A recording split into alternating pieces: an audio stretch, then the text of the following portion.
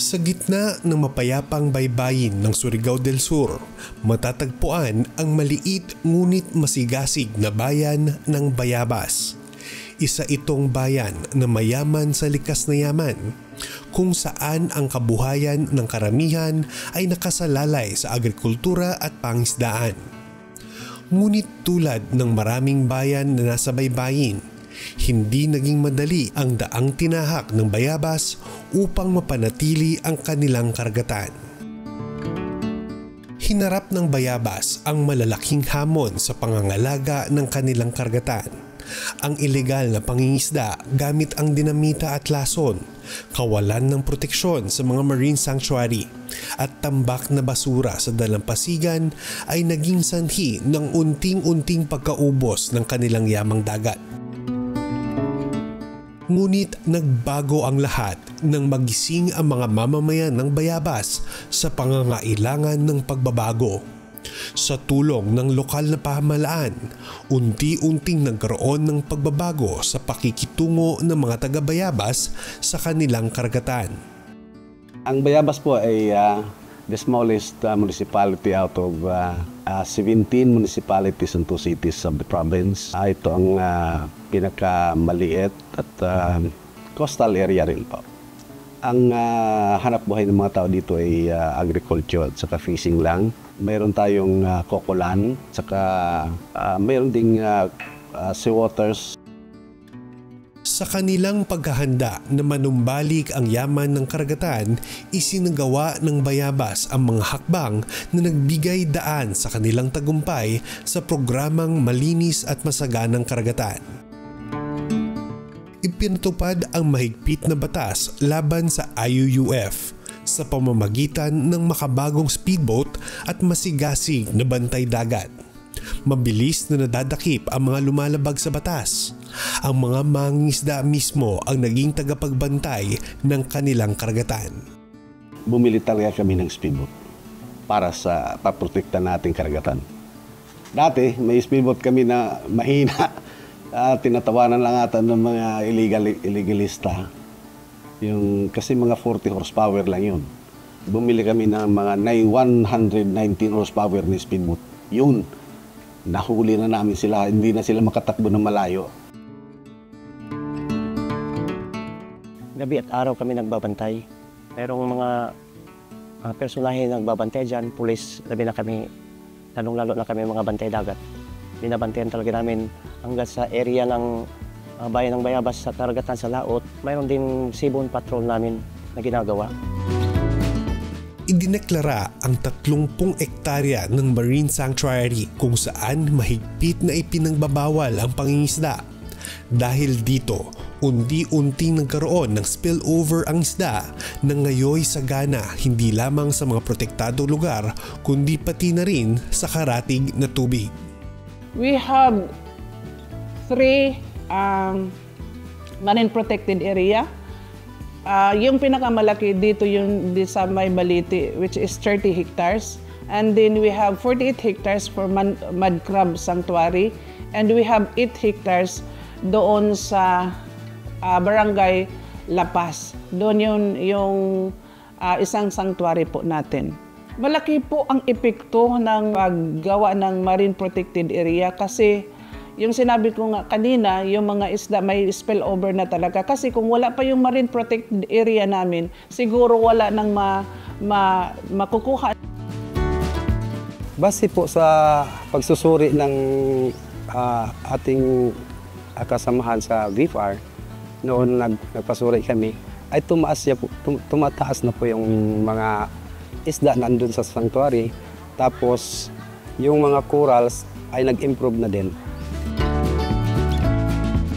Sa ilalim ng Sagip Wakatan Program, ibinalik ng Bayabas ang sigla ng kanilang mangrove forests. Ngayon, higit sa 157 hektarya ng bakawanan ang nagsisilbing kalasag laban sa bagyo at kanlungan ng mga yamang dagat. Mula sa dating nanganganib na bakawanan, muli itong nanariwa at nagbigay buhay sa komunidad. So yung programang ito, nag-start ito noong 2006. So, ang layunin ng programang ito is i-protektahan, i-rehabilitate yung mga mangroves natin. Yung latest namin is umabot siya ng 30 species ng mangroves. So, yung mangrove, marami siyang benefits sa atin. So, isa na yung habitat ng mga isda natin. So, yung nakita natin, may mga maliliit na isda sa gilid ng bakawan kasi ginagawa nilang nursery ng mga yung mga itlog nila. So yung malalaki pupunta sa mga bakawan para doon lang sila mag-itlog. Then pag yung mga itlog lumaki na sila, pwede na silang lumabas at pwede na silang pumunta sa laot. Sa panahon ng pangitlugan, isinasara ang karagatan para sa pangingisda mula Marso hanggang Mayo. Sa panahong ito, binibigyan ng alternatibong kabuhayan ng mga mangingisda tulad ng manukan, bangus culture at iba pang livelihood projects. Yung close fishing season namin is from March, April, May. Yung sa Siganid. Sa Siganid kasi dito kasi sa amin mas marami ang species ng Siganid. Kasi yung spawning period nila. During sa close fishing season po, noon yung mga mangingisda po natin is napakahirap po kasi wala po silang kita.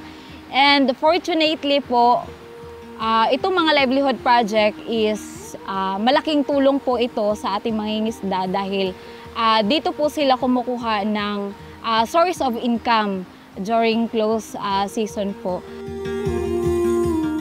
Sa ilalim ng Republic Act 9003, pinaigting ang Solid Waste Management Program. Nagkaroon ng regular na coastal cleanups at material recovery facilities upang matiyak na walang basura ang napupunta sa karagatan.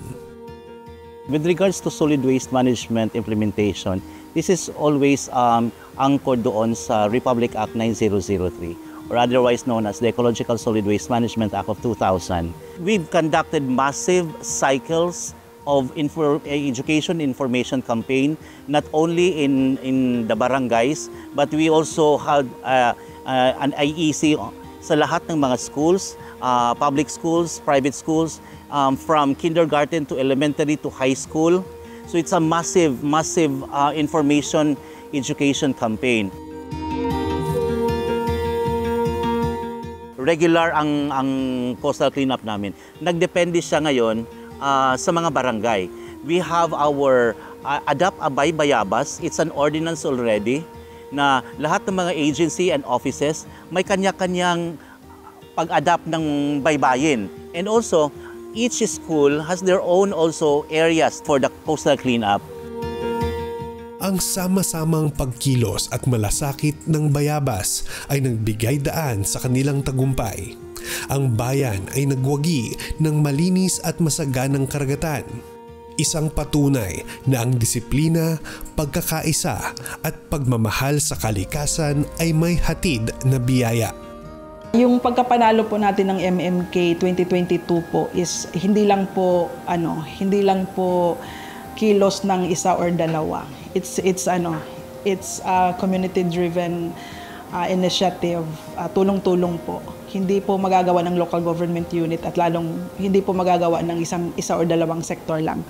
So, pinapaabot po namin, lalo na kami sa Sangguniang Bayan, pinapaabot po namin sa lahat ng mga kababayan, lahat ng mga sektor na kasama namin dito sa yung taos-pusong pagpapasalamat sa walang sawa, tsaka yung laging nandiyan, laging kasama namin sa pagpoprotekta ng ating karagatan.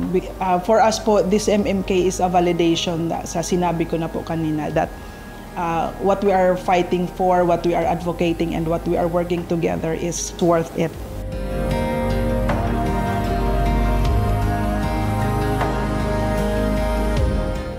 Ang kwento ng bayabas ay isang inspirasyon, isang paalala na hindi kailanman huli ang lahat upang kumilos para sa kalikasan. Sa bawat alon na humahampas sa kanilang baybayin, sumasalamin ang kanilang pagmamalasakit at dedikasyon. Ang kanilang karagatan ay muling naging buhay, sagana at maayos dahil sa kanilang pagkakaisa at sipag. Sa kanilang tagumpay, natutunan natin na ang isang maliit na bayan ay kayang gumawa ng malaking pagbabago.